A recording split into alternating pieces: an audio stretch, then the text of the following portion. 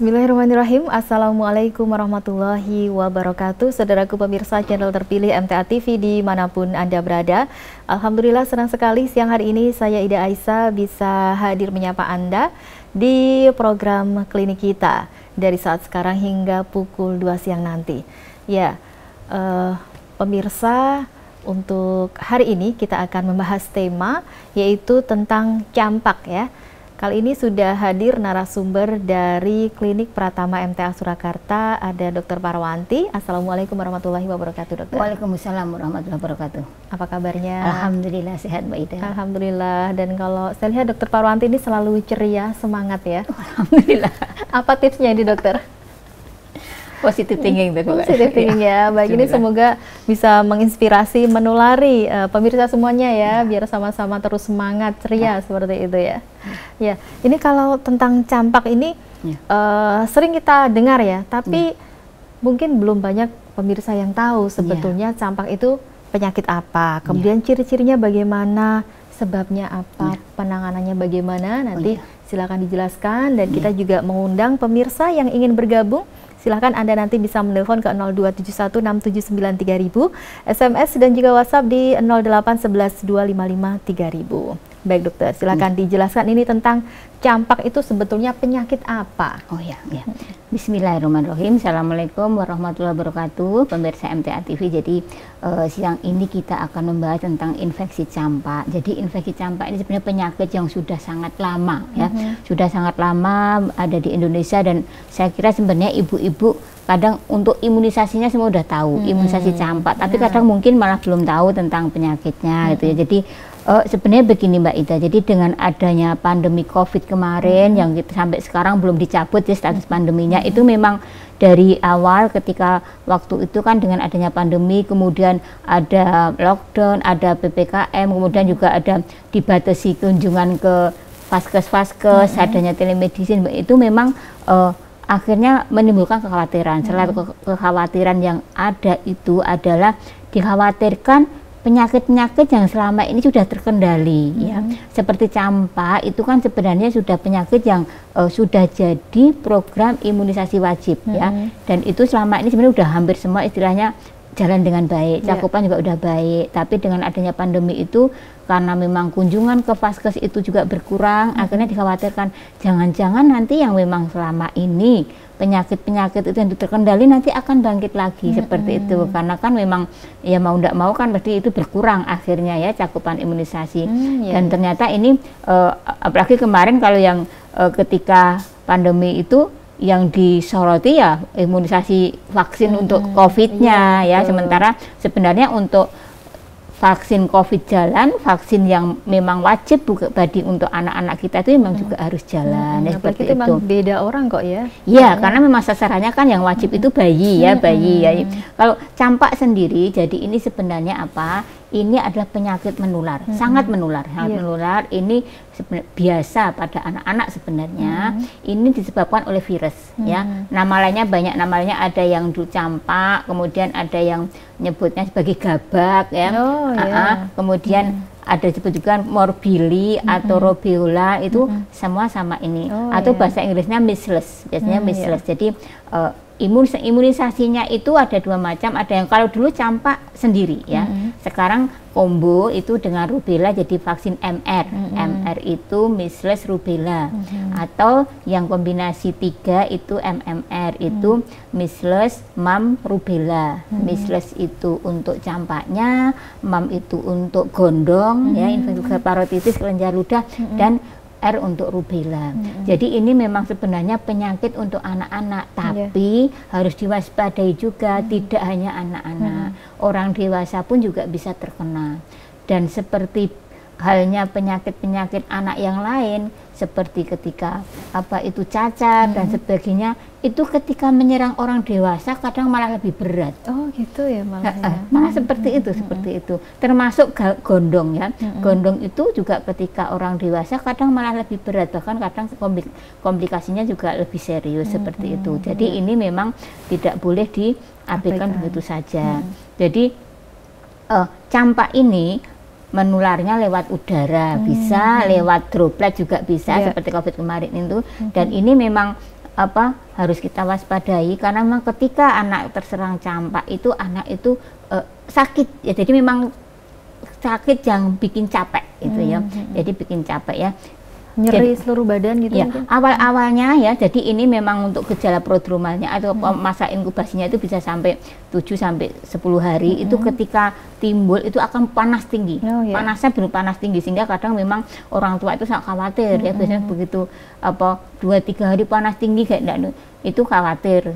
Kemudian pasti bingung mau cek lab dan sebagainya. Nah nanti biasanya ketika mungkin hari ke-4, 5 itu baru muncul ras, muncul merah-merah yang seluruh tubuh itu ya. Bisa disampai gambarnya Mas, gambar yang seluruh tubuh itu ya. Ini ya gambarnya ini. Jadi memang betul-betul pun seluruh tubuh ya, seluruh tubuh ini gambar ras pada campak, dan ini memang biasanya anaknya memang kelihatannya itu memang sangat capek, lemes, sangat sakit gitu, jadi panas ini, kemudian ini keluar bintik-bintik merah yang seperti ini. Jadi ini memang juga masih panas ketika keluar. Masih panas. Beda lagi ya, dulu saya pernah menyampaikan ada waktu itu membahas tentang demam dengan ras secara umum. Itu ada lagi namanya penyakit itu roseola. Roseola ini juga dari virus juga. Ini khasnya itu panas 2-3 hari tinggi, turun terus keluar. Nah itu roseola. Beda ya berarti. Itu biasanya itu ringan, penyakitnya ringan. Kalau campak ini masih panas tinggi untuk keluar ini. Dan ini gejalanya tidak hanya ini saja, juga seluruh tubuh. Kemudian biasanya juga mata merah berair. Jadi memang anak itu udah kelihatan sekali ya, udah panas tinggi. Kemudian juga ada batuk pilek berat juga kadang ya, ada batuk pileknya, panas tinggi, terus mata merah, kadang disertai diare juga. Jadi paketnya komplit ini. Bahkan kalau pada mungkin anak-anak mungkin yang belum memang imunnya lemah, atau kadang juga mungkin status gizinya kurang, itu bisa komplikasi sampai infeksi ke selaput otak juga bisa. Sehingga memang ini mengapa ini termasuk penyakit yang wajib imunisasi, karena memang ini penyakit yang memang kalau diderita oleh anak kita itu memang berat ya, bisa berat, bisa komplikasi juga, makanya termasuk yang itu. Dan ini memang kadang kita juga kasihan gitu melihat ini ya. Dan ini memang sangat menular. Ini juga udah beberapa kali mendapatkan di klinik juga ada kunjungan dengan ini, dengan adanya infeksi campak ini. Dan memang untuk saat ini ketika kita tanya ya, ini kok curiga campak ya, ditanya sudah imunisasi belum? Rata-rata belum. Gitu, anak-anak yang kemarin itu datang dengan gejala-gejala yang kita ke arah memang khas campak, itu ketika ditanya belum imunisasi. Jadi ini pentingnya ya untuk ibu-ibu, imunisasi yang wajib untuk anak-anak itu ya diusahakan komplit ya. Untuk campak itu imunisasi pertama itu umur 9 bulan. Imunisasinya imunisasi MR ya, jadi campak sekaligus dengan rubella. Kenapa kok mulainya 9 bulan? Tahu enggak Mbak? Ada apa ini? Tahu, dokter. Ada apa ini kok mulai 9 bulan? Itu kalau hepatitis itu 0 hari ya. Hepatitis itu 0 hari langsung udah masuk. Kemudian BCG itu juga seawal mungkin ya, ketika kadang kalau dulu belum pulang dari rumah udah diimunisasi itu kalau DPT itu 2 bulan. Ini campak kenapa 9 hari ya? Jadi campak 9 ini 9 hari ya, bukan 9 bulan. 9 bulan, maaf 9 bulan ya, 9 bulan. Jadi gini, campak ini termasuk penyakit yang ketika seorang itu terinfeksi atau itu akan menimbulkan kekebalan seumur hidup. Kekebalan seumur hidup. Dan biasanya memang rata-rata zaman kita dulu kecil hampir semua itu kadang udah kena ya, rata-rata udah kena gitu loh. Apalagi kemudian di imunisasi ini juga imunoglobulin G yang dihasilkan juga bisa bertahan seumur hidup juga ya. Makanya ketika seorang wanita seorang wanita itu dulu pernah imunisasi, juga pernah kena. Kalau kena infeksi itu kan sekarang dia imunisasi alami ya. Itu imunnya itu bisa bertahan seumur hidup di dalam tubuh, dalam darah seorang wanita itu. Jadi kalau pernah kena, kemungkinan besar tidak akan kena lagi. Nah itu memang normalnya seperti itu kalau imunnya bagus. Nah tapi kan memang kadang seseorang kondisi imunnya beda-beda. Ada juga orang yang dengan gangguan imunitas dan sebagainya itu bisa juga. Tapi yang jelas secara umum biasanya zat imun dari campak ini bisa bertahan seumur hidup. Nah ketika seorang wanita itu dia juga pernah infeksi atau udah imunisasi di dalam tubuhnya itu kan imunoglobulinnya udah banyak itu. Dan ini bisa disalurkan ke janin yang dikandung. Jadi bisa ditransfer ke anaknya. Nah ternyata setelah istilahnya dari penelitian, dari riset itu daya tahan anak yang didapatkan dari ibu itu bertahan sampai umur 9 bulan. Oh begitu, itu sebabnya ya. Makanya, jadi ketika rata-rata ketika anak di bawah 9 bulan itu masih terlindungi dari imun yang didapatkan dari ibunya. Maka ketika 9 bulan udah tidak harus punya sendiri ini, ketika maka harus diberikan sendiri imunisasi itu. Ya, kalau tertib sih sebetulnya di kampung kamu di Posyandu ya pasti ada jadwalnya. Cuman di puskesmas ada, di klinik kita juga ada. Kalau mungkin yang tidak mau ke puskesmas di klinik MTA juga bisa ya untuk pelayanan imunisasi campak juga ada. Biasanya untuk jadwalnya kalau imunisasi campak itu hari Kamis terakhir ya, jam 8 sampai jam 9 sampai 12. Ini khusus untuk campak yang Kamis terakhir? Iya, Kamis terakhir biasanya karena campak sama BCG ya, campak sama BCG itu kan ini vaksinnya itu satu botol itu begitu dibuka itu nanti langsung udah rusak. Sehingga kita memang kalau untuk khusus BCG sama campak itu kita kumpulkan, sehingga sebulan hanya melayani sekali, sehingga begitu biar yang obat yang dibuka itu digunakan seoptimal mungkin gitu loh, tidak buang-buang, tidak diecer-ecer karena begitu loh tidak terpakai lagi. Beda kalau misalnya yang ada yang di PT itu tidak seperti itu, khusus untuk dua ini karena memang untuk BCG sama campak ini sifatnya tadi tidak bertahan lama. Jadi misal ada yang datang di luar hari Kamis nanti diminta kembali lagi nanti, aja hari Kamis gitu jadi untuk pelayanan imunisasi BCG sama MR itu campak dan rubella ya, measles rubella itu hanya Kamis terakhir. Jadi untuk di TNI itu untuk jadwal di klinik MTA. Kalau untuk yang lainnya tiap hari kerja bisa pagi pagi sampai jam 12 itu sudah melakukan. Untuk misalnya hepatitis atau yang pentabio itu yang di PT dan HIP dan sebagainya itu bisa. Baik, nah kemudian kalau ini tadi ya orang tua sudah mendapati anaknya panas, kemudian ada merah-merah. Nah ini mungkin tindakan yang awal dulu yang bisa dilakukan apa ini dokter? Yang jelas gini, perlu dipahami dulu campak ini seperti kemarin juga seperti COVID dan sebagainya. Ini penyebabnya virus. Artinya apa? Virus ini sampai sekarang untuk antivirusnya belum ada ya, sehingga memang ini termasuk self limited disease. Jadi memang nanti ya kalau memang dengan imun yang bagus itu akan sembuh dengan sendirinya. Tapi kita harus tahu bahwa gejala anak juga beda-beda ya. Kadang memang betul-betul ya kita kadang tetap usahakan anak istirahat. Istirahat, asupan cairan harus banyak, harus cukup ya, harus banyak minum karena memang ini udah panas tinggi, anak juga batuk dan sebagainya itu. Asupan gizi harus padahal biasanya susah ya kalau sudah seperti itu ya. Yang itu jelas makanya ini apalagi nanti anak juga kadang bisa diare juga ya. Jadi memang betul-betul harus dibutuhkan ini. Yang penting istirahat, kemudian obat-obat penghilang gejala boleh misalnya turun panas karena tadi yang penting ini hanya terapi suportif dan simptomatis aja. Pengobatan untuk pengobatan bagaimana anak itu nyaman, anak itu menaikkan imunnya dan sebagainya. Kalau untuk antivirusnya belum ada sampai sekarang.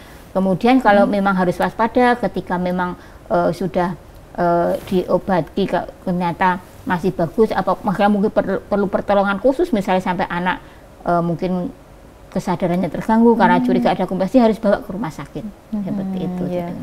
Atau sebelumnya tadi kalau misal masih panas itu langsung bawa ke dokter dulu gitu ya? Bisa karena untuk itu. Tapi yang jelas tadi ya bahwa ini penyakit menular juga, waspadai juga. Jadi memang saat ini meskipun COVID tidak ada, prokes itu sebaiknya tetap dengan adanya salah satu keluarga misalnya panas dan sebagainya itu kita harus masker tetap harus dipakai. Jadi kemarin ada juga di klinik itu ada pasien yang protes ketika kita dok wong COVID reneng kok ijik pakai gini-gini tuh. Ya saya jelaskan penyakit yang nular tidak hanya COVID Bu, apalagi ini di vaskes itu penularan tetap ada, banyak sakit datang lain ya seperti itu. Apalagi ini penularannya lewat udara dan droplet ini ya. Jadi memang kalau memang ada salah satu anggota keluarga yang sakit diusahakan ya kalau bisa kamar dipisah ya, kamar dipisah, yang lain pakai masker ya karena memang tetap penularan lewat udara dan droplet tadi. Jadi itu. Baik, ini kemudian kalau sejauh ini yang bisa dikatakan parah itu yang sampai seperti apa karena penyakit ini? Ya, kita dilihat dari kondisi anak ya, dari kondisi anak, karena memang kadang mungkin dengan adanya panas tinggi, kadang mungkin ada komplikasi dan diare, itu kita jelas lihat hidrasi anaknya. Kalau misalnya anak itu begitu makan ya bagus, minum bagus, insya Allah nggak apa. Tapi kalau kita anak juga udah kelihatan sakit, capek, makan juga susah, apalagi dengan diare, ketika ada tanda-tanda kekurangan cairan ya harus dibawa ke fasilitas kesehatan langsung seperti itu. Apalagi kalau ada tadi yang jarang, komplikasi jarang itu sampai ada istilahnya meningitis, ya ada komplikasi ke radang selaput otak, mungkin kesadaran turun sebagainya, apa kejang, ya harus segera itu keturunan. Ya. Jadi ini tadi mungkin ini ya dari masyarakat atau dari orang tua masih ada yang susah juga mungkin membedakan antara tadi roseola dan campak ini ya, karena ada lagi nanti rubella. Jadi rubella itu yang cacar. Rubella itu kalau cacar air itu varicella. Oh, varicella. Mirip-mirip ya. Kalau rubella itu hampir sama dengan campak tapi lebih ringan. Secara fisik, secara gejala fisik, rubella itu kayak versi ringannya campak. Nama lain dari rubella itu campak Jerman. Ya. Jadi hampir sama dengan campak tapi agak ringan. Juga panasnya tidak seberat dengan si campak, juga mungkin rasnya juga seperti itu, jarang ada komplikasi. Hanya untuk rubella ini secara umum ketika nyerang anak-anak memang lebih ringan, tetapi bahayanya rubella itu kalau nyerang orang dewasa. Ketika nyerang orang dewasa pada ibu-ibu usia subur, ini mungkin tidak ada gejala kliniknya, Mbak. Usia subur? Ya, ibu-ibu seperti kita, seperti Mbak Ida. Jadi ketika wanita-wanita masih usia reproduktif, itu ketika terinfeksi rubella ini, mungkin gejala klinik kadang tidak ada panas, tidak ada ras, jadi asimptomatis, subklinik, jadi memang tidak ada gejala yang muncul. Tapi ketika dites darah ada itu infeksinya, infeksinya ada ya. Kalau masih aktif ya berarti ada IgM-nya, ada IgM-nya positif, itu berarti infeksi masih aktif. Itu ketika kemudian wanita yang terinfeksi aktif itu kemudian mengandung. Nah, ini yang banyak infeksi transplasental ini yang ditularkan ke janin yang dikandungnya. Ini yang sering menjadikan bayi itu cacat. Oh, gitu. Bayi bisa yang sering itu misalnya ada kebocoran jantung, kemudian ketika bayi baru lahir udah ada katarak, kemudian ada mikrosefali. Mikrosefali itu bayi kepalanya kecil sehingga ada gangguan saraf perkembangan. Ya, jadi itu yang justru rubella ini yang dikhawatirkan adalah yang kongenital pada bayi ini. Jadi pentingnya imunisasi rubella, kadang kalau yang sakitnya sendiri gejalanya tidak seberapa. Tapi yang penting yang dikhawatirkan adalah kalau nanti terinfeksi pada wanita dewasa yang kemudian akhirnya mengandung dan ditularkan ke janin yang dikandungnya. Ya, ternyata banyak sekali. Ya, itu yang kan. Jadi kadang makanya kalau yang istilahnya dipromosinya atau kampanyenya imunisasi rubella ini, imunisasi untuk mencegah kecacatan pada bayi, karena memang ini kalau ibunya sendiri tidak masalah terinfeksi, kadang mungkin fine-fine aja, tidak ada gejala. Ini sering juga yang justru selama ini yang terjadi karena memang kebetulan Mbak Ida, pemeriksaan darah untuk infeksi rubella itu sebenarnya sudah ada, pemeriksaan IgG, IgM sudah ada, cuma masih mahal, mahal, sehingga kadang memang harusnya ketika seorang wanita atau seorang pasangan itu mengadakan promil, program kehamilan, itu harusnya ada cek itu dulu ya, cek dulu apakah saya bersih, apakah saya aman dari infeksi, baru melangkah selanjutnya. Ketika positif ya diobati dulu, nunggu sembuh dulu seperti itu. Yang berarti tidak boleh mengandung ya? Iya, tidak boleh, karena ini ya untuk kebaikan, karena kan kita kan pengennya punya generasi yang sehat juga ya, betul. Seperti itu. Yang terjadi akhirnya kadang itu retro, jadi ada kejadian, oh ini ibu hamil kok keguguran, atau hamil keguguran lagi, kemudian atau hamil kok anaknya cacat, baru retro dicek, tapi kan kita tidak bisa apa-apa, semua udah terjadi seperti itu. Jadi memang ini yang rubella ini yang sering itu jadi keluarga besar yang disingkat TORS itu, infeksi TORS itu adalah infeksi yang dicurigai, kadang nanti bisa menyebabkan cacat pada janin atau pada bayi yang dilahirkan itu, salah satunya itu toxoplasma, rubella, cytomegalovirus, kemudian herpes dan lain-lainnya ini ya, yang salah satunya adalah rubella ini. Baik, gitu ya. Jadi pentingnya pencegahan terlebih dahulu ya. Jadi pemeriksaan ini tadi untuk pencegahan supaya tidak nanti berlanjut ke bayinya gitu ya. Baik, nanti dilanjut di sesi yang kedua dokter. Ya, pemirsa dimanapun Anda berada, kita akan jeda dulu sejenak, tetap bersama kami di program klinik kita. Kami akan segera kembali setelah beberapa informasi berikut ini.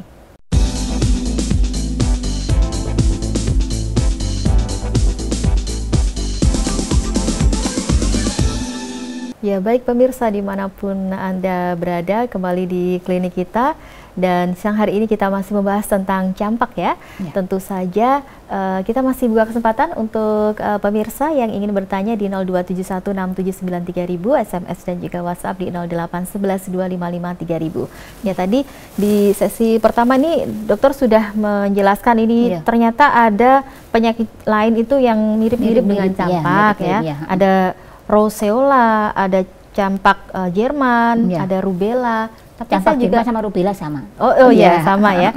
Nah, saya penasaran juga ini ada satu penyakit juga flu Singapura ya, karena ini kayak ada yang setahu saya ya, ada bentol-bentol juga di telapak tangan atau telapak kaki. Nah, ini mungkin perbedaannya apa? Oh iya, untuk flu Singapura ini sebenarnya sama, ini juga karena virus ya, karena virus. Jadi memang ini khasnya kalau flu Singapura ini ruam-ruamnya, bintik-bintiknya itu hanya 3 area. Kaki, tangan, mulut. Oh gitu. Kaki, tangan, mulut. Dalam mulut ya? Iya, dalam mulut. Kaki, tangan, mulut. Jadi ini memang, ini namanya memang kalau di kedokteran justru namanya adalah ada hand, foot, and mouth disease. Jadi memang ini bintik-bintiknya memang distribusinya di tiga area itu. Jadi ini memang sama-sama virus ya? Sama-sama virusnya, sama virus-virusnya. Jadi ini juga sama, ini termasuk penyakit yang bisa sembuh sendiri. Hanya memang permasalahannya karena ini memang karena ada sariawannya ya, sariawan kadang banyak. Ini yang jadi tantangan, kadang memang terus anak tidak mau makan gitu loh. Ada tidak mau makan, minum juga sakit. Kadang kalau anak yang masih netek gitu juga, netek pun sakit. Nggak mau ya. Karena paling sering kadang sariawannya kadang apalagi pas di langit-langit belakang itu ya, ketika bayi itu ketika netek itu kan air susu itu terus nyemprot ke langit lain. Nah itu juga kadang bikin sakit ya? Seperti itu, sehingga memang perlu teknik khusus. Kadang diganti disendokin apa-apa seperti itu, tapi biasanya memang juga memang beda-beda, tapi yang jelas ini biasanya tantangannya itu. Nah itu makanya ada yang flu Singapura juga sampai dirawat di rumah sakit ya, karena mungkin dehidrasi, karena makannya susah seperti itu. Dan juga kembali lagi ke imun masing-masing. Jadi anak juga kadang sama-sama kena flu Singapura tapi baik aja tidak apa-apa. Ada juga yang anak itu ada yang double juga ya, sariawannya penuh, makan nekat lah karena tahan sakit. Nah itu kan terjadi anak-anak juga, sehingga memang ini yang jelas ini juga sama penyakit virus ya, menular juga sama, menularnya juga sama seperti campak tadi, bisa lewat droplet dan sebagainya.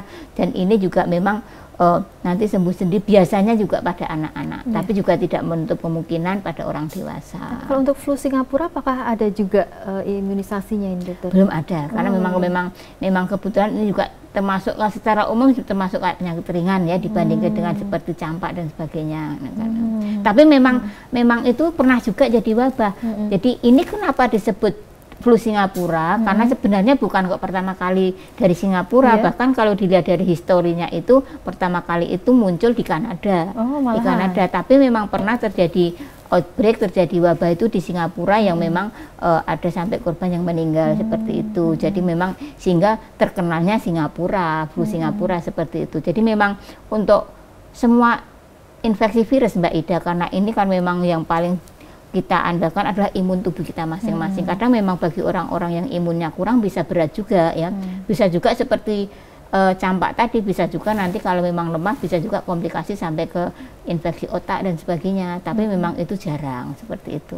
Ya. Kalau infeksi otak anak sampai ini meninggal juga ya? Bisa juga, bisa juga. Seperti tadi di waktu wabah di Singapura kan juga sampai ada yang korban meninggal seperti itu, sehingga terkenal sampai jadi flu Singapura itu seperti itu. Tapi ini memang tadi tergantung masing-masing.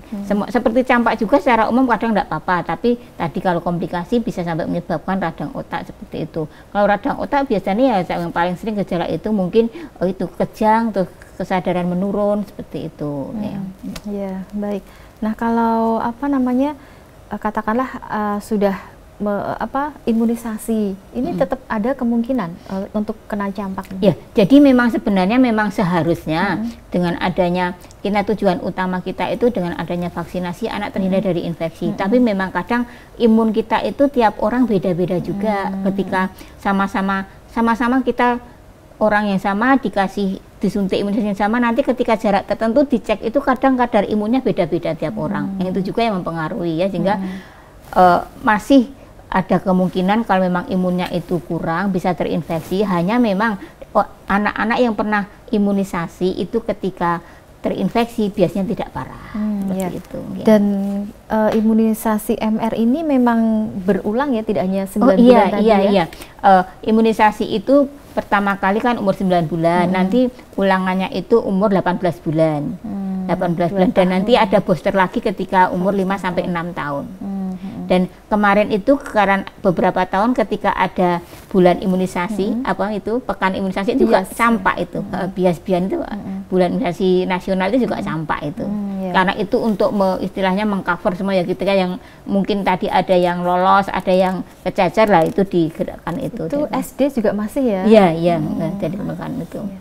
Baik, jadi ini ya permasalahannya memang di tengah masyarakat ada yang mau dan tidak ya. Ya, itulah tadi memang ya kita tidak bisa menutup ya, tidak bisa menutup kemungkinan. Memang kita juga tidak bisa menutup mata. Memang ada sebagian dari saudara kita ada yang memang tidak mau diimunisasi seperti itu. Tadi memang sebenarnya kalau jumlahnya itu sedikit dan dia itu hidup di orang yang semua udah kebal, sebenarnya kadang tidak masalah kalau udah terbentuk namanya herd immunity itu. Iya. Tapi kadang saudara kita itu memang kadang mengelompok, situ ya? tidak ada imunisasi semua ya, situlah yang terjadi kan itu. Iya, baik. Nah, mungkin hal-hal yang perlu diperhatikan apa ini dokter supaya kedepannya ini nggak kena gitu, karena ini apalagi sekarang ini memang sedang ini ya banyak juga. Iya. Yang jelas kita harus betul-betul menggalakkan untuk imunisasi pada anak-anak kita. Pertama itu, kemudian untuk masa-masa seperti ini yang kita naikkan imun kita, kemudian cukup istirahat, makan bergizi, dan juga tetap jaga prokes ya. Karena memang ini termasuk penyakit yang menularnya lewat udara, lewat droplet ya. Kita tetap tidak apa-apa disiplin, kita pakai masker kalau memang, apalagi kalau memang di sekitar kita sudah ada yang menderita ya. Dan harus diwaspadai, memang ini adalah penyakit karena virus, jadi memang belum ada obatnya dari imun kita sendiri. Jadi ini termasuk penyakit yang self-limited disease, itu nanti akan sembuh dengan sendirinya imun kita, tubuh kita yang akan berjuang ya untuk melawan virus itu. Dan orang tua tetap harus waspada ya, karena kita tidak menutup kemungkinan ya, kadang ada dan jumlah kecil itu bisa komplikasi. Tetap waspada ketika memang dengan pertolongan pertama dan sebagainya itu mungkin kurang membaik ya, bawa ke fasilitas kesehatan ya. Jadi kita kadang kan ini tadi rasa itu munculnya kan hari kadang ke-4 ke-5, itu kadang orang tua ada khawatir dulu. Dan memang kadang kita tidak bisa menutup kemungkinan, kan di Indonesia DB ya ada terus ya, DB ada terus. Kadang memang dengan adanya panas tinggi sekian hari itu ya, biasanya nanti mungkin dicek laborat ya, untuk men-screening apakah ini curiganya ke arah mana. Ya, kalau mulai cek laborat ya, cek darah ini ya, nunggu panas sampai berapa hari nggak turun? Nah, ini tergantung ceknya apa. Sebenarnya kan sekarang ini udah banyak cek darah ya, tapi biasanya kalau kita yang biasanya harus nunggu 4 hari, harus setelah 3 hari itu yang cek darah rutin itu. Kita kan biasanya yang kita tembakkan lihat trombositnya berapa itu biasanya setelah 4 hari, di atas 3 hari itu biasanya udah mulai penurunan. Gitu tapi ya, kalau kayak DB sendiri itu kan hari pertama, kedua itu sudah bisa ada NS1, itu bisa untuk istilahnya cek dari mengetahuinya apakah ini ke arah DB atau tidak itu. Cuma memang agak mahal, sehingga kan orang tua ya kadang tetap nunggu tadi, karena itu kadang kita tahu ini DB. Sebenarnya kita yang harus kita khawatirkan bukan DB apa bukannya, karena meskipun DB tapi kondisi kita bagus juga tidak masalah. Meskipun positif DB tapi trombositnya masih bagus. Kan dari infeksi itu semua tetap hasilnya itu bagaimana kondisi tubuh kita merespon terhadap penyakit itu. Meskipun sama-sama positif DB, betul-betul memang ada virus DB, tapi ketika imun kita bagus, kondisi tubuh kita bagus, akhirnya kita ya DB yang ringan-ringan saja, tidak perlu ke rumah sakit gitu loh. Yang tadi yang kita makanya yang tetap harus kita pantau, meskipun itu nanti kita pantau juga trombositnya bagaimana. Karena ini ya saat ini pun orang tua ini banyak yang kena DB dan ini trombositnya itu turunnya itu cepat gitu dan mungkin bagi si pasien tuh nggak begitu merasa sakit begitu ya, tapi ketika dicek wah ternyata sangat mengkhawatirkan. Jadi yang penting memang justru tadi yang observasi tadi ya, observasi tadi memang ya untuk istilahnya ayam-ayaman dulu enggak apa-apa ya kan, oh ternyata saya bukan DB. Tapi ketika positif DB ini kadang ya ada manfaatnya, ketika sudah jadi positif kadang malah takut duluan, ternyata positif DB. Padahal itu ketika suatu penyakit itu menyerang kita, ternyata setelah lewat survei Mbak Ida ya, sama-sama orang ketika terinfeksi DB itu yang betul-betul jatuh pada DB berat itu hanya sekitar 10%. Sebetulnya itu ya? Iya, yang sampai jatuh sampai DB berat itu hanya 10%. Yang lainnya itu yang ada yang tidak bergejala, ya bergejala ringan, sehingga cukup di rumah aja, banyak minum juga sembuh, seperti itu. Sehingga yang betul-betul DB tapi jatuh ke, apalagi sampai dirawat di ICU hanya 10% aja. Gitu. Sehingga memang tetap kita ya tidak boleh lengah, tapi juga tetap harus waspada, tapi juga tidak boleh terlalu menyepelekan seperti itu. Baik, kemudian kalau ini tadi kembali ke campak ini, misalnya dia masa kecil belum pernah imunisasi, kemudian besar ini apakah masih bisa ini untuk imunisasinya? Nah, ini memang kalau yang insya Allah kalau betul-betul masih ada ya, tapi yang jelas kalau campak itu mungkin dia juga pernah kena. Biasanya kalau dewasa ya, selama kecil belum terimunisasi mungkin dia udah kena. Kadang terimunisasi alami. Karena kan hidup dengan ini biasanya mungkin juga kena juga. Kadang mungkin dia harusnya kalau pengen yakin ya dicek dulu imunnya apa udah punya apa belum. Kadang seperti itu. Gitu. Jadi cek imun untuk mengetahui sudah punya imun campak atau belum gitu? Atau? Harusnya tapi kalau anak-anak kita kan yang semua udah karena di Indonesia ini kan itu masih termasuk penyakit endemik ya, penyakit yang memang udah banyak ada ya. Jadi biasanya kalau orang-orang yang belum umum mungkin juga udah pernah kena ya. Kena itu bisa bergejala atau tidak gitu. Tapi yang jelas memang saat ini untuk yang di program itu untuk sampai anak-anak ya, anak-anak sampai SD gitu ya. Sampai SD ya. Siapa tahu ada orang dewasa yang kemudian sadar diri mau imunisasi gitu ya.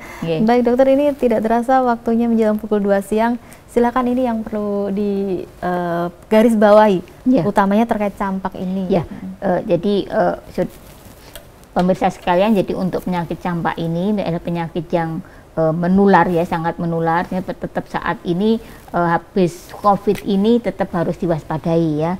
Semua, termasuk penyakit-penyakit lain seperti cacar air, seperti tadi gondong juga banyak juga. Jadi ini tetap penyakit-penyakit yang endemik di Indonesia, penyakit yang memang udah kerasan dan lama di Indonesia. Ini tetap biasanya secara musiman tetap muncul ya, kita tetap harus waspadai. Di mana kita tetap yang paling bagus itu adalah pencegahan ya, pencegahan yang paling bagus untuk penyakit-penyakit ini adalah dengan melakukan imunisasi. Dan kemudian ketika memang ada di antara keluarga kita yang terinfeksi, anak kita yang terinfeksi, ya kita tetap waspada, harus anak itu istirahat, dibanyak cukup cairan, kemudian kalau memang tidak membaik ya harus bawa ke fasilitas kesehatan. Baik ya, terima kasih sekali ini Dr. Parwanti untuk informasinya yang sangat bermanfaat ini untuk pemirsa semuanya, supaya ini ya jadi kewaspadaan untuk semuanya dan orang tua juga lebih care lagi gitu ya, terutama tadi untuk imunisasinya. Barangkali ada yang belum, bisa segera saja. Contohnya tadi ke klinik MTA bisa setiap Kamis terakhir setiap bulannya ya, untuk campak dan BCG ini. Campak, rubella, MR tadi kan campak rubella ya, sama BCG itu Kamis terakhir. Baik, terima kasih dokter dan selamat melanjutkan aktivitas kembali.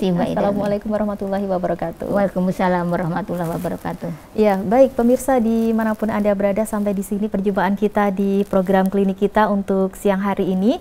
Terima kasih untuk kebersamaan Anda dan insya Allah kita berjumpa lagi di lain kesempatan. Saya Ida Aisyah mohon diri. Wassalamualaikum warahmatullahi wabarakatuh.